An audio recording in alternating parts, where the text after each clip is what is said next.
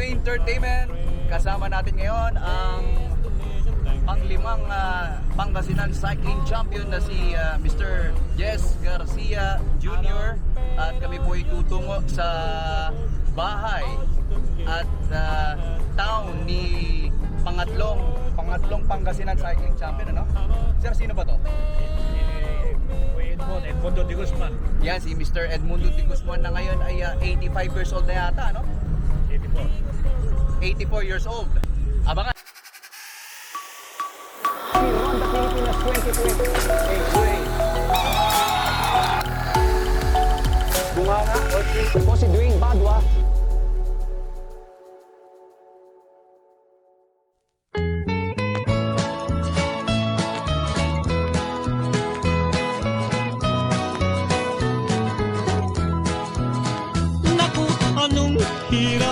Good day, Dwayne Entertainment. At muli, nagbabalik ang inyong lingkod at together with the Pangasinan Cycling Champions.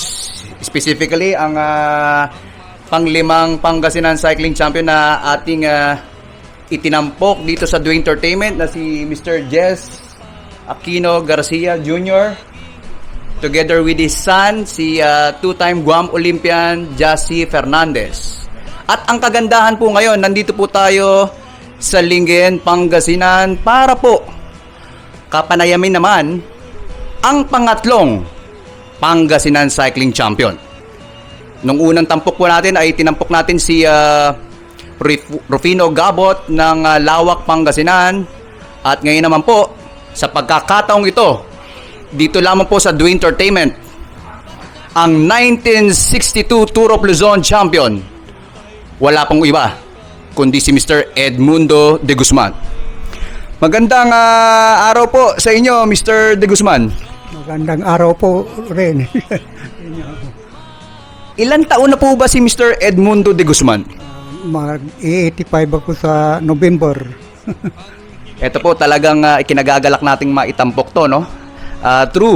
True Sir Jess Garcia na itong si Mr. Edmundo de Guzman ay marami sa ating ikukwento tungkol sa 1962 Tour of Luzon, ano? Ito yung mga kinatampukan ng mga foreign riders din to. So mamaya-maya itatakil natin yan, ha?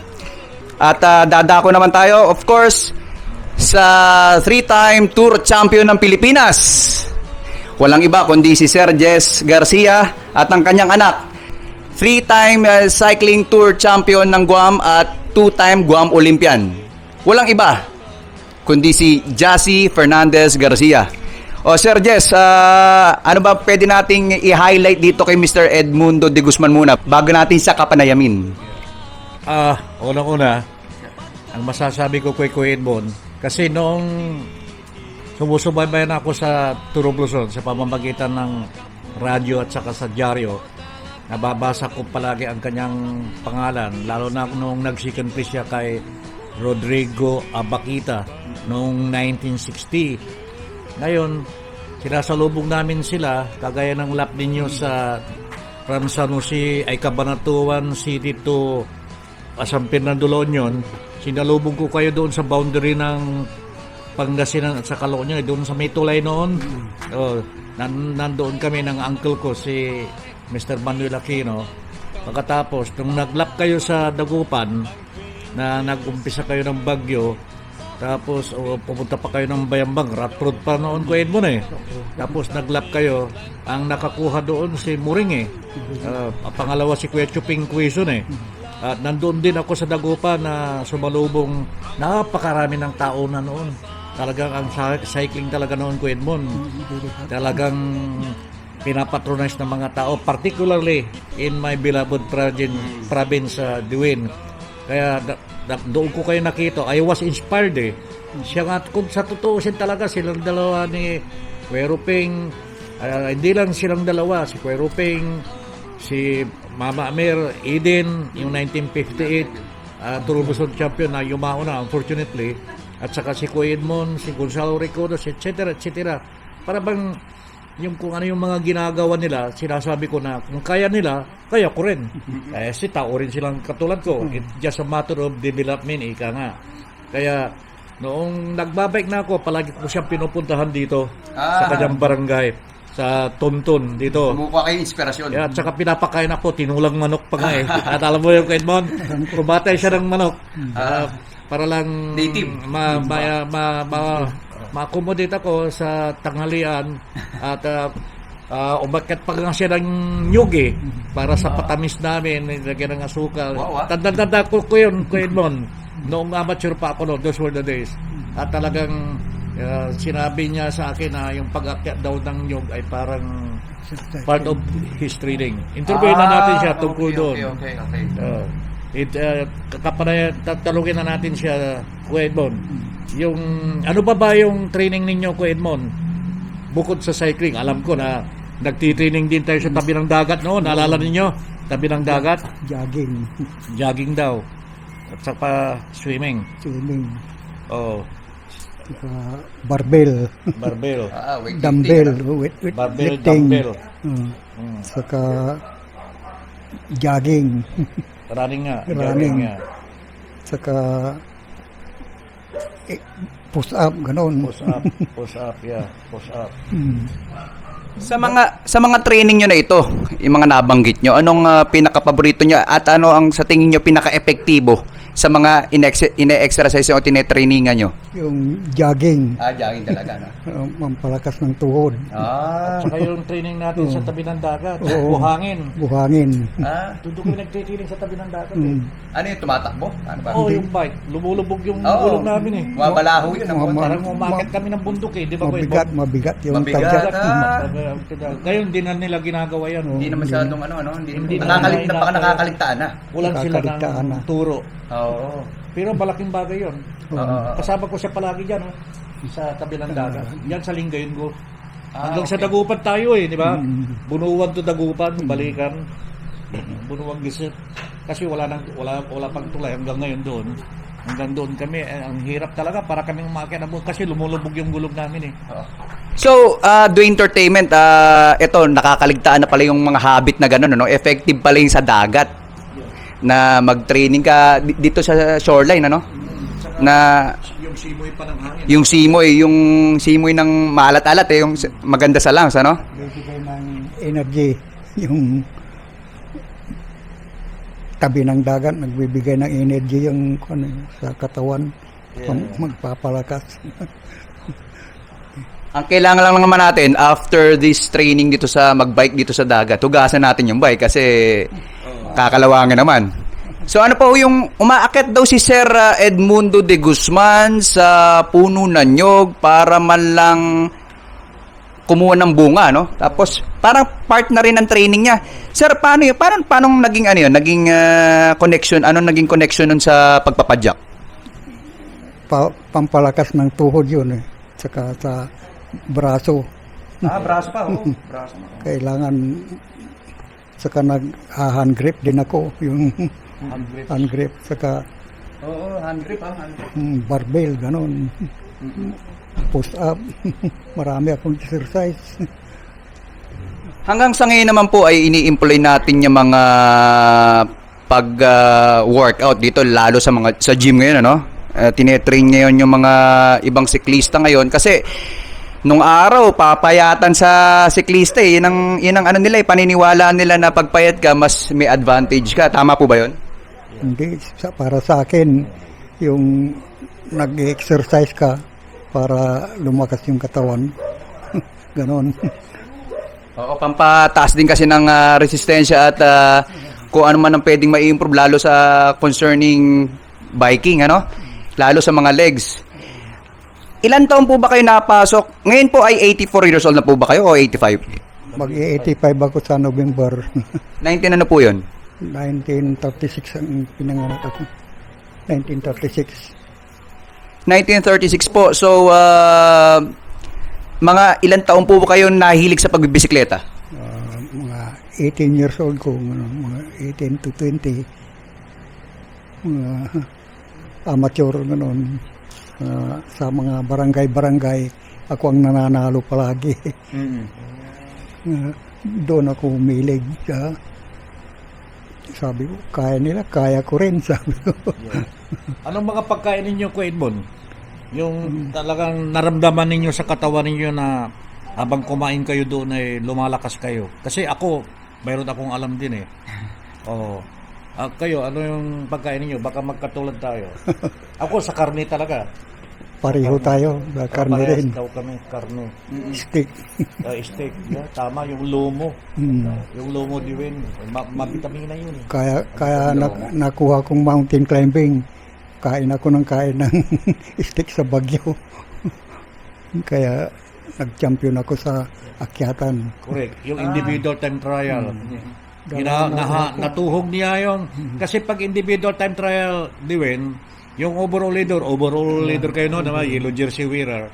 Lasa Siya ang huling-huling mag-i-start. At natuhog niyo si Benjamin Buitri noon, na third place sa Third place. overall standing. Pero hindi niyo natuhog si Kim Hoson. Hindi, dahil siya ang sumusunod sa akin. Sinusundan niyo yun siya. Pero inabutan din ni Kim Hoson si Benjamin Buitri noon. Kaya hindi nyo na nakita. Pero sa suma total, pagdating nyo sa Baguio City, from Pito. Tugit yun noon eh. 11 kilometers yun eh. Di ba, Kuya Edmond? Pito ang natuhog. Nandun ako noon. Bata pa ako. 1962 na. 1962 na yan. Yeah. Inabutan niya si Benjamin Buitre sa individual time trial. Ay 2 minutes interval. Yun na, di ba? 2 minutes interval. 11 kilometers lang yun. Siya ang lap winner doon sa may tuktok. Sa Baguio City, ika nga, sa Burnham Park. Sa Burnham Park, okay. Kaya yung lead niya, nadagdagan. Dahil may bonus, walang bonus sa individual time trial eh, di ba kuya? Walang bonus sa base start lang may bonus. Kaya yun na ang talagang dahilan kung bakit siya nag-champion. Kasi float na lang siya sa succeeding stages during as usual na ginagawa ng mga siklista. Pero bago siya naging kampiyon, talugin muna natin si Kuya Edmond doon sa pagiging second place niya kay Rodrigo Abakita noong 1960. Okay. So, bago ang lahat muna, Sir Edmundo de Guzman, anong year talaga kayo unang sumali dito sa popular Tour of Luzon? 1958 ako sumali. Si Eden mo na nag-champion. Si Manuel Nakakuha ko ng Mapandan. nakakuha ko ng isang lap. Anong lap yung Kuya Edmond? The best you could recall. Hindi ko matandaan. At saka third place ang nakuha ko noon. Sa overall. Mm. Ay, dalawang beses kayo nag-third place. Ay, hindi. Kasi kay Arsala, third place din yata kayo, di ba? 1959. Second place ako kay Abakita. Yeah. So, ang binabantayan po ng lahat dito, si Rufino Gabot ng mga panahon na yan, 1958, tama po ba? Si Oh, Arsala. tama po yan. Si Arsala, no? At sa Arsala, yung founder ng cycling, karera ng bisikleta. Siya ang original. So, ano po mga istorya noong 1958 nung unang pagsali nyo dito sa Tour of Luzon? Together with the Tour of Luzon champion 1958 na si Mamerto Eden at si 1957 Tour of Luzon champion Rufino Gabot Si Arsala. at of course si Antonio Arsala nag-commit ng 1956 to 55-56. 55-59. Oo. 55 kasi Manila to Bigan race pa yata, ano? Pero tour na rin yan. Tour pa rin. Ano po mga istorya nun?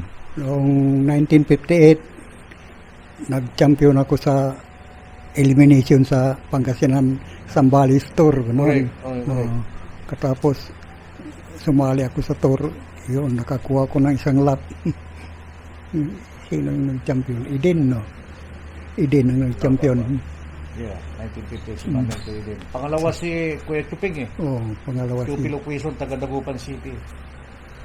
Saan nyo po naramdaman si Mamerto Eden na medyo mahirap katunggali? Saan parte na? Sa early stages ng race o sa bandang huli na, latter part?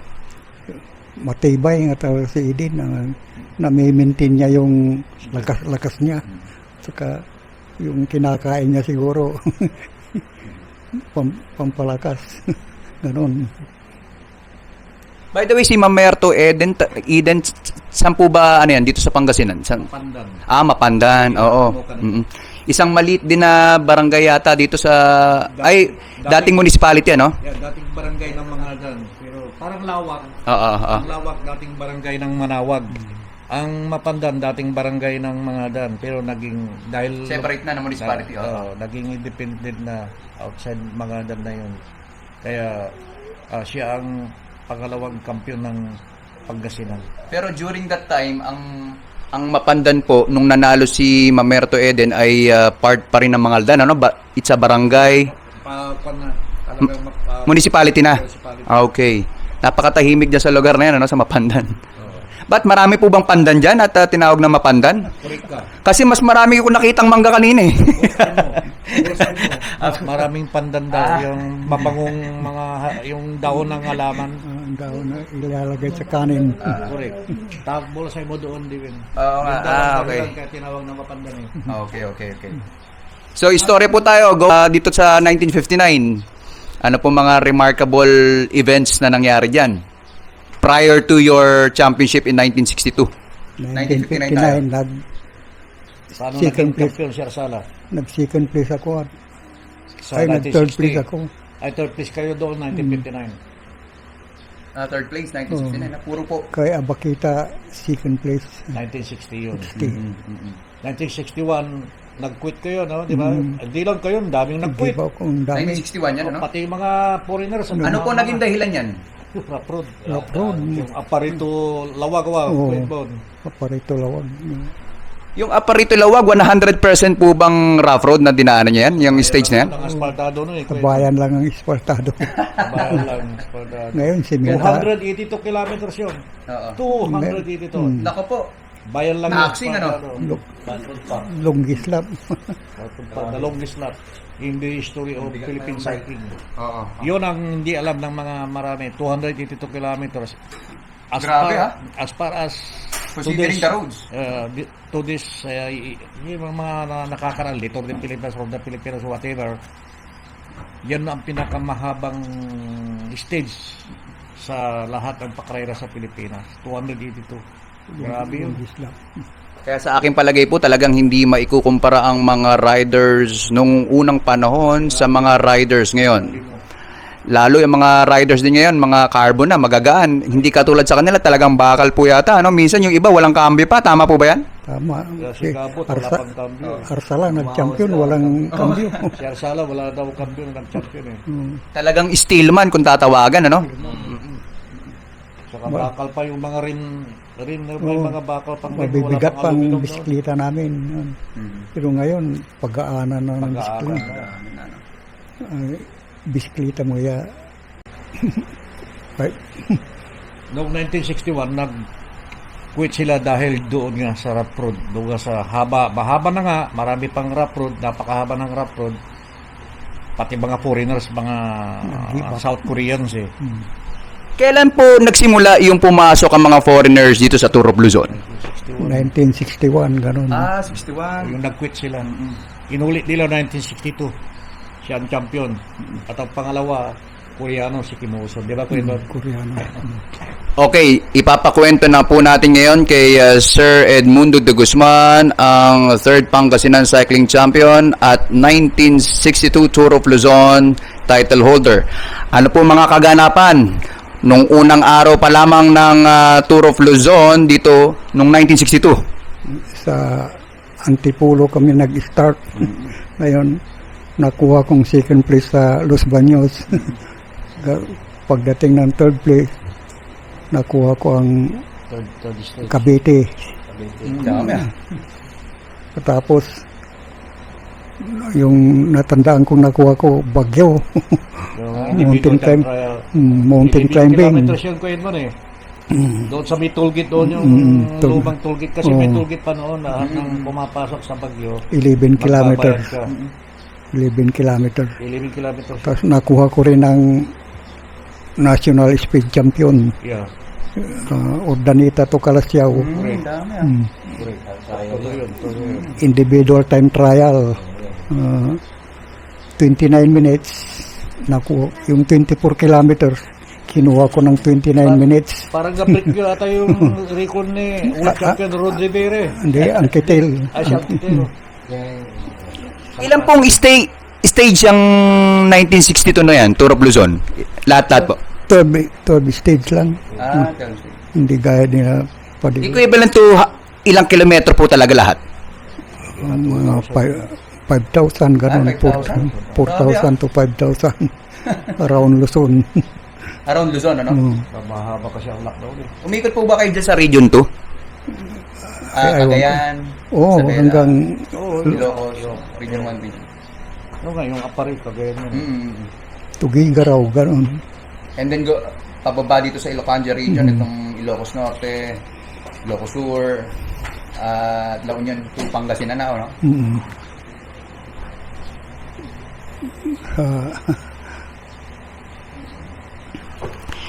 Sa mga malalakas po ba ang mga foreigners?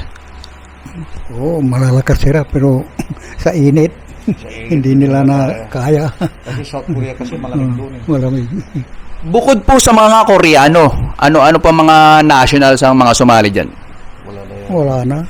Koreano lang. Koreano lang. Unlike now, sa Little Pilipinas. Wala na. Koreano lang noon. Unlike now, Unlike now.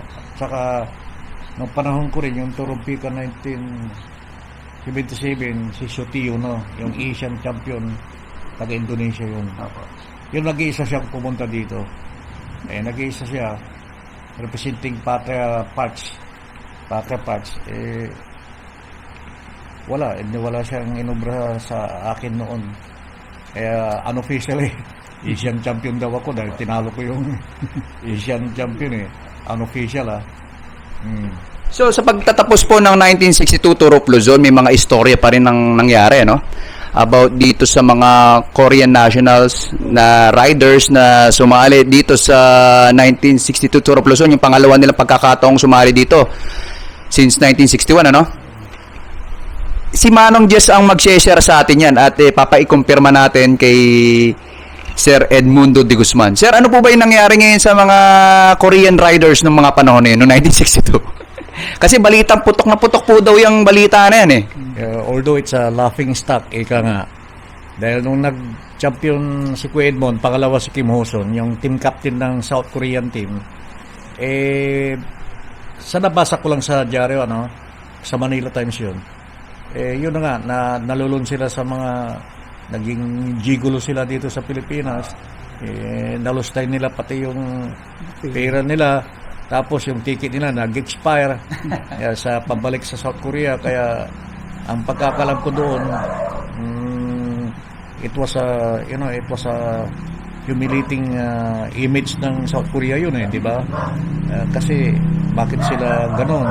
Tapos ang sumagot na lang ng biyahin nila kasi bagong ticket ang South Korean government. Kaya sila nakauwi. Kasi nag-expire na yung ticket nila Kung hindi ako nakakamali, 2 linggo pa sila dito pagkatapos ng Turok Luzon Ang ginawa nila doon, sabihin ko na lang, nag-check sila, checks dito, checks doon. Kaya ito kasi laughing stock nagka-idea yata kayong buhay checklist Checklista na sila. Buhay checklista. Tama pa po yan, Sir Edmundo de Guzman, yung mga balita na yun, ng mga panahon na yun? Oo, tama yun. Kaya lang, hindi ko masyadong... Sinadya nilang hindi bumalik. Siguro na-inlove na rin. Ngayon ako naniniwala na ang mga Pilipina ay talagang isa sa mga pinakamagagandang Asyano. Tama po ba yan sa mundo? Mga Pilipina, charismatic Oo. I think that's the right word I will use. Kagaya ng nanay ko, charismatic. Nakapag-asawa siya ng Mexican. Oo, tama nga pala yung case ni Sir Garcia na yung nanay niya ay yung tatay niya ay nabighani sa mother niya, no? Nung during World War II, ano? Mexicano yung father mo. Yeah, Mexican. Yan eventually naging American citizen. Yun. Sir David. Tanong ko lang Magkatanong ka din. Sir Jesse, hawak mo. Tanong ko lang si Sir Edmond, nung panahon nila kasi ibang panahon namin Mga panahon namin sa panahon nila Okay. yung sa amin scientific na yung mga pagkain, mga bisikleta. Pero tanungin ko lang kung anong pinaka paborito nilang pagkain sa during yung yung sa race na, hindi yung sa training, kasi training kahit makakain mo pa sa training eh. Pag sa race talagang limited yung kinakain para yung fat burner na yung mga carbohydrates ganon, cholesterol ganon. Tanong ko lang kung anong pinaka-paborito nilang baonin sa every stage at pagkatapos ng karera, kung anong kinakain nila sa gabi. Kasi gabi ang pinaka-importante bago karera eh. Oo, gabi. Kasi yun ang strength mo na nagre-rest ng katawan mo eh. Sige po. Karni. Panay bulalo. Ano? Bulalo. Gabi. Gabi. Hindi na sila. Oo, kasi yun. Yung steak. Medyo matibay, no? Kasi yung protein kasi, Protein, oo. yun, Tumatagal sa long katawan distance yun eh. Mm. Ang panglunas. Bulalo. Yung paborito yung binabaon. Yung sa likod natin. Mga suman. Suman. Suman Kaya talaga. dinigabot. May sugar yung suman. Kaya dinigabot. Yung sugar na Grabe suman na na. may konting halo na Energy yun. yung tawag dito yung boko na ginanon. Nakakita ko yan sa mga Australian, pinapakain din na suman eh. Oo, suman talaga. Sir Aricayos, may Aricayos ha. Yung saging, nalakatan ko yan. Yun. Hindi ako nagbabawan ng Mansanas. saging. Mansanas. Hindi rin. Santis. Sangkit yun. Santis daw. Yun yung Kasi ano kasi. may kwan yun eh. May juice yung santis eh. Yung suman kasi sa kanila, ang nag-exchange natin sa panahon namin, yung mga yung matitigas na na kinakain natin, sabi na power bar. Mga bar na mga pero maraming yun, may maraming ingredients yun. Mga brown sugar, mga Sibling, peanuts. parang sibling chocolate lang kung titignan mo, no? Oo, pero pag kinain mo yun, grabing sustansya nun. Oo. Kaya isang lang yung power bar na gano'n, yung mga bar na abutin ka na kahit na mag 100 kilometer. Hindi, saka yung tubig na binabaon mo, sir. Saka yung tubig nila noon, tubig talaga. Mayroon ba kayong bisag na tubig nininom during nung tumatabo kayo? May siya niya. Ang kapon eh. Wala pang mga mix-mix. Ngayon may mga energy drink na eh. Kaya kung mga I would say nung panahon nila talaga nung 60s saka 70s, kaya 50s. Talagang if you prepare this year yung mga natin, mga third generation na fourth generation. Wala tayong nasabi. Wala akong masasabi sa kanila. Kaya anong gawin nila yung mga champion ngayon, yung panahon nila, talagang tiyaga-tiyaga, pati yung mga shorts nila, walang padding. Kung mayroon man, doble lang yung sa amin, may mga padding na eh. Isa pa pala yun, ano? Oo, na nagda-dry yung hinihigop nila yung sweet namin sa pamprataas na baba. Ngayon, dry fit na eh, no? Dry fit na ngayon eh. Saka walang headgear noon. Walang Wala pang headgear na. Headgear, no? hardcore sila talaga, wala higir. Oo nga, no? Lilusong ka lang Baguio, pababa, wala kang higir, may mga lubak-lubak pa nun. Lubak-lubak. Yung preno pa nila kuminsan, yung panahon ni late na Milty din, alam ko, paang pinipreno nila eh. Pa talaga. Grabe. Bumababa sila Marcos, Kasi sa fixed gear pa noon eh. fixed gear sila. Fixed gear. Ang pangkambi nilang alam ko, harap lang eh. Yung palaki sa kamalitli. Alam ko lang, hindi ko alam ha. Binababa nga daw nila. Pag nag-down nila, binababa nila yung yung kadina. Tinatanggal yung kadina, pababa. Ay, nako. Tapos yung paa nilang pinagpiprino nila yung sapatos nila. Ay, nako. Ewan ko kung meron silang Siguro sa reservang ensayo, na sapatos ensayo. nila. Hindi, dapat suelas siguro ang pinapadagdagan ba yung suelas nun? Pinapadagdagan kaya? Hindi pala ni di ba kasi nakita ko yung umaahon sila ay malakas yan magtumakbo eh. One of the sport. Ano height niya? Ano height niya? Hindi ko alam Kaya, tatay. Anong height ni Mamerto Eden sa tingin niyo? 5'6 lang.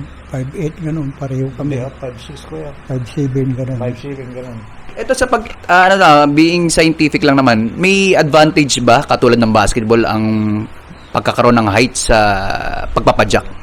Wala. Pero sa akin meron. Sa mga panahon nila wala. Pero sa panahon ngayon mga late 90s na sina 70s, meron na kasi sina Edinburgh, sina Indurin, malalaking tao yan. Sina Viana Reis, malalaking tao na, mga European champion ng Tour de France. Naglaro ako ng 1992 sa 2000, kalaro ko sila, mga 6-footer eh. Lalaki ng tao, sabi ko, kung sa Pilipinas to, pera na to eh, dahil kung ganun kakalaking tao, Sa basketball ka na lang. Doon talagang malit nga, 5'9" 5'9 ako, nakakalaro ko mga 6'4", 5'11". Lalakas. Oo. Yung bang kasi may nakikita tayo, di ba, hindi naman pare-parehas ang ating mga stature, di ba, yung laki, yung ano natin, pati yung pangangatawan natin, even yung mga muscle development natin. May malalaking binti eh. Pero lahat ba ng malaking binti, automatic malakas sprinter or malakas sa bundok? Sa sprint pwede. Sa maiksihan. Pero na-research ko lang sa history ng cycling, ng tour, ang pinaka-average na riders na nagka-champion sa buong sa mundo, mag-umpisa sa 5'7" hanggang 5'10". Kita mo may yung height matters din, ano? Pero hindi naman natin dinidiscourage yung iba kasi talagang yung iba naman usually naman yung mga riders naman natin nasa nag-average ngayon mga 5'5", 5'6" ngayon eh. Itong mga panahon na to. Sa Tour de France, si Marco Pantani, maliit lang eh. Hindi na masyado malitay. Hindi, baka ilagay mo na lang 5'6" yun. 5'7" man, 5'7", 5'8". Kasi sabi ka nga, average 5'7" to ano. Pero nakalaro ko sa Pantani. So titingnan natin si Sir as yung kanyang pangangatawan at lalo yung mga legs niya, no? Ito ang 1962 champion, ano? Tingnan natin ang legs niya, medyo mahaba na talagang purong-puro, no? Ito mo, ang paa talagang ano ba? Batak na batak. Lapad eh. Talagang kawawa makakalaban ito. Hindi ba kayo nasiraan ng pedal sa pagpapadyak minsan? Na yung manubila ko nababaluktot eh. Ba? Dito mo, grabe. Napuputo yung kadena ko. Ito, si Sir, buo pa mga muscle, ano? Dito ang ano ng cycling. Na dito talaga, no? Dito. Dito mawawala dito hindi mawawala yun dito. So, dito kailangan ng squat. Pag itong di-develop mo, no? Ayan, si Sir Jassy. Oo. Ayan, ito, Si string to hindi masyado. hindi na tayo magkakaroon ng undoubtedly talagang ang mga kasama natin ay mga champions, ano? At talagang ikinagagalak natin na from the horse's mouth yung story behind their stories. Ayan. Nasaksiyan na through Dwayne Entertainment at ang pinagkaiba na-differentiate din natin ng mga riders then at sa mga riders ngayon na kumbaga hindi natin pwedeng ikumpara rin, ano? At magkaroon din sana yung mga riders ngayon, magkaroon din sana sila ng idea sa mga training or sa mga regimen or even sa mga diet, ano, ng dating mga riders tulad ni Sir Edmundo de Guzman, Sir Jassy Fernandez and Garcia and Sir Jess Garcia. At saka yung kung kailan ba kayo huling sumali sa Tour Busan, kuya? 1967 ata. 67. 67. So that's the time na si Padilla, no? Back to back na, no? 1968 kasi walang tour eh. 1969 may tour. Domingo Quilban. Si Domingo Quilban. Hindi ako sumali, hindi rin kayo sumali. Niinom ko yan. Yeah, tapos 1973 nung nag-champion ako, kuya, hindi na kayo sumali. Hindi na. Okay, dadako naman tayo ngayon sa pag-aasawa ni Sir ni Sir Edmundo de Guzman. Balita ko kasi si Sir Edmundo de Guzman ay nakapag-asawa ng isang atleta rin, ano? Runner ba? Pwede ba natin makapanayam sandali? At dito na madam, dito na po. Para makilala. Malaking babae din sila. Ito, medyo matangkad din si madam eh. Mga nag-a-average so siguro na nasa 5'8", 5'7", 5'8". 5'7" po. Ilan taon po ba? Ano height niyo po ba? 5'8". Bagay na bagay. 5'8" and 5'7". Madam, saan niyo po nakilala si Sir Edmundo de Guzman? Rakampel sa stadium dito, Magsaysay Stadium. Linggin. Linggin. O, doon sa track and field. Nung 19 ano po yan? Ano yan, 1962? 1960? Ano? Oo, 62. Palagay ko po, nagpapansin si Sir, nagbike dun sa track and field, ano? Oo, nandoon. Doon kami nakilala. Ako ay magpra-practice ng track and field, siya ay magpra-practice din. Doon. Doon ang meet kami doon. Wala po ba kayong boyfriend nun? Marami din. Ibang klase si madam, ha? Oo, marami din. Hindi. Ano to eh? Pasis-pas eh. Oo. Kasi gwapo si Mundo. No? Gwapo po. Oo, saka tahimik. Sunod-sunod. Parang gusto ko nang tumahimik, ha? Humble ka ba? Humble. Wala akong nasasabi sa kanya kasi tahimik. Ibang-iba po talaga. Oo, iba. So, nabighani po kayo? Nabighani talaga. Hindi, parental love. Ano pa? Parental. Ano pa? Parental love. Parang yun talaga.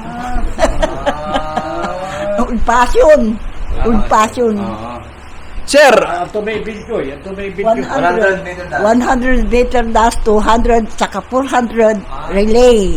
Ayan, pwede rin yung volleyball, softball, pwede rin. by the way, saan po ba kayo sumasali? Anong event?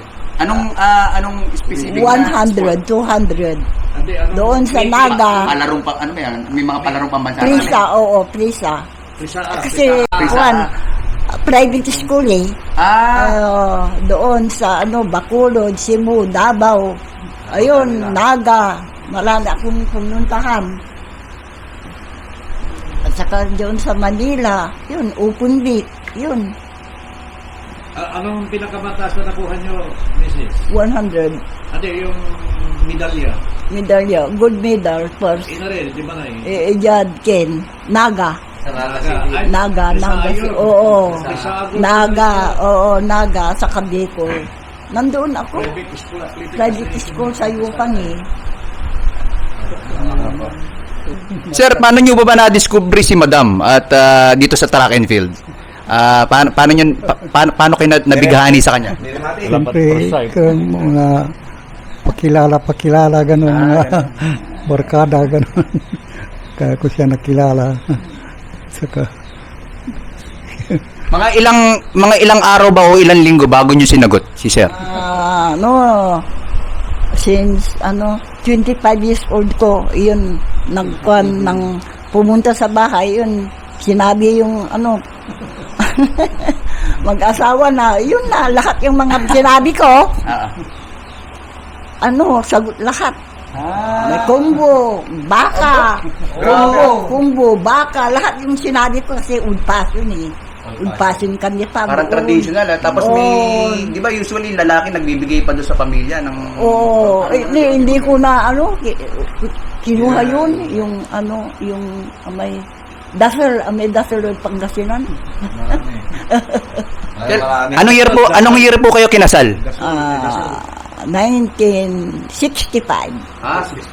Ilan taon na kayo, Kuya Edmond, nung nag-champion kayo? 25 years old ko. 25 years old. So, 62 kayo ng-champion. Kasi kami Nag-asawa kami 25 years old, 27. Yun. 1965, mga kapanuan ni Sir Jess Garcia, mga pangalawa kay Sumalde yan. No? 65. Talagang laging second place, no? Sir, 2 taon niya, 65, saka... Nakuha kulap nun. Oo. 4. 4 pa. By the way, ilang lapang nakuha niyo nung 1962 nga pala? By the way, Sir Edmundo de Guzman. 2 lap, 3 lap. Longest lap sa Cavite. Champion ako sa mountain climbing sa Baguio. Saka sa speed lap. Urdaneta to Calasiao. Running average speed of 47 kilometers per hour. Yeah. Sabi nga nila, na-break niya ang world record daw eh. Nalakalagay sa Chiari doon eh. World record. Si Rivere. 47.5. Yeah. 47.3 ang nakuha ko. Trangkista siya noon eh. Trangkista. Trapista, no? Kilala pala kayong powerhouse ng time trial, tawag doon. Ang body niya, taga dito rin sa Binmaloy, neighboring town Diwin. Dito sa Binmaloy, si Kuya Victor Dicano. Si Kuya Victor Dicano, di ba, noong nag-iisayo tayo, Kuya Edmond, from Pangasinan to Manila, binabike natin yan, huminto tayo sa San Fernando, Pampanga dahil may chicks doon si Kuya Victor, mo yun. Nagdadala pa siya ng pabango, di ba? Naalala niyo yung Kuya Edmond? Hindi talaga hindi maiwasan talaga yung mga checklist na dati, ano? Chicklista. So, ito, by the way, bago tayo magtapos, ano? So, magre-render muna. Siyempre, ang trademark song ng ating buhay chicklista, no? Boy, chicklista nun. So, bago ang buhay chicklista, buhay siklista muna tayo. Magre-render muna ng intermission, katulad ng kung paano na-discover siya noong 1973 Tour of Luzon, na stage 8 yan. Na-discover ng Vicor, kung paano siya na-discover itong si Manong Jess Garcia. Magre-render siya ngayon naman natin dito sa Do Entertainment, dito sa Lingayen, ng trademark song niya, which is ang Buhay siklista. Ngayon, para sa inyong lahat ito, mga cyclists, saka mga cycling admirers, at saka higit sa lahat, si Mr. Federico Bustamante, kung nakikinig man siya, nasa taas na siya ngayon, nasa taas. Para sa iyo ito, ambing ang palayo eh. Kasi alam ko ang nangyari, naikwento nga ni Kuya Edmond na trainer mo. emotional sila ngayon. Pati ako nga napapaluhan na rin eh. Kasi kasama-sama namin yun, papunta ng Maynila, di ba? Nagbabike tayo nila Kuya Chuping, Dicano, sila Bongato, Alvarez, etc. Tayo noon eh, kumpul-kumpul tayong Pangasinan team na pumunta kami ng Maynila eh. But anyway, ito na yun, isang stanza lang. Tribute na rin kay dedicated boss especially kay Federico Bustamante. Okay. Naku, anong hirap buhay ng siklista, palaging nasa kalsada, alikabok dito at buhangin doon, ang masasagap mo sa twi-twi na. Ang init ng araw, lamig ng panahon, ang palaging madarama. O talagang ganyan, dapat na magtiis ka, ganyan ang buhay siklista. Wow! Yan naman po. So, by the way, dahil ito, para sa mga millennials, itong alay naman ni Sir Jess Garcia. Ang bagong version ng buhay siklista. Ito, joke ito ha, wag niyo yung seryosin ito. Ang titulo nito, with the tune of Buhay Siklista, ang titulo nito, Buhay Chicklista daw, Kuya Edmond. Chicklista. Nako, anong hirap buhay ng chicklista, palaging butas ang bulsa. Sa GRO doon at GRO dito, doon laging pumupunta. Pagdating sa bahay, inaway ni Mrs. Chikinini ay nakita. O talagang ganyan, dapat na magtiis ka, ito ang buhay chicklista. Ayun! By the way, may katotohanan naman sometimes talaga yung buhay chicklista eh, no? South Koreans. Oh, may South Koreans. Anyway, sa ngalan po ng 1962 Tour of Luzon champion at ang pangatlong Pangasinan Cycling Champion, taga Lingayen, Pangasinan, taga Mangaldan, Pangasinan po, si Sir Jess Garcia Jr., ang 3-time Tour Champion ng Pilipinas, at ang kanyang anak na 3-time cycling tour ng Guam at 3-time or 2-time Guam Olympian, Jassy Fernandez Garcia. My one and only cycling charge. Kaya lang nag-iisang nagmana sa akin sa bisikleta. Ayan, ang nag-iisang bisikletero na kampiyon ni Jess Garcia, si Jassy Fernandez Garcia.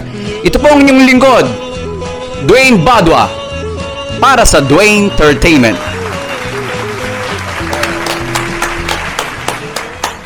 Have fun and I'll see you on the road.